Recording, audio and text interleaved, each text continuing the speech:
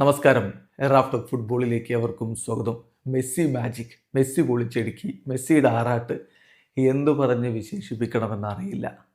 അത്രയും മനോഹരമായിട്ടാണ് ഓരോ കളികളും അദ്ദേഹം കളിച്ചുകൊണ്ടിരിക്കുന്നത്. ഇതാ MLS കോൺഫറൻസ് സെമി ഫൈനലിൽ FC സിൻസിനാറ്റിയെ ഏകപക്ഷീയമായ 4 ഗോളുകൾക്ക് ഇന്റർ മയാമി പരാജയപ്പെടുത്തുമ്പോൾ 4 ഗോളുകൾക്ക് പുറകിലും മെസ്സി. 1 ഗോളും 3 അസിസ്റ്റുകളുമാണ് അദ്ദേഹം നേടിയത്.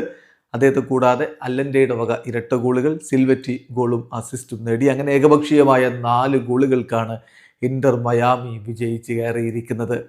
കളിയിൽ ഇന്റർ മയാമിയുടെ മുന്നേറ്റങ്ങൾ നയിച്ചുകൊണ്ട് ആദ്യ 11-ൽ സിൽവറ്റി, അല്ലൻ്റെ എന്നിവർക്കൊപ്പം ലിയോ മെസ്സി ഇറങ്ങി.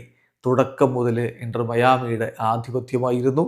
അതിൻ്റെ ഫലമായിട്ടാണ് 19-ാമത്തെ മിനിറ്റിൽ ലിയോ മെസ്സിയുടെ ഗോൾ പിറക്കുന്ന മനോഹരമായൊരു നീക്കം. അതിൽ കൊടുത്തൊരു ക്രോസിൽ നിന്ന് മെസ്സി ഹെഡറിലൂടെ പന്ത് വലയിലേക്ക് എത്തിക്കുകയായിരുന്നു.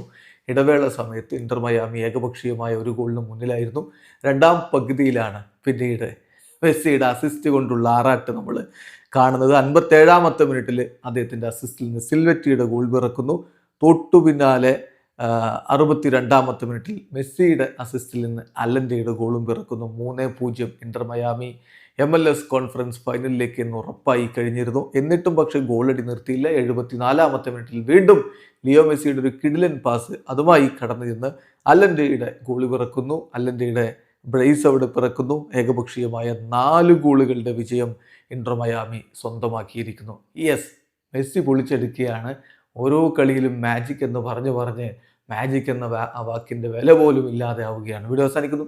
ഫുട്ബോൾ ലോകത്ത് കൂടുതൽ വിശേഷങ്ങളുമായി റാഫ്റ്റോക്സ് എത്താം.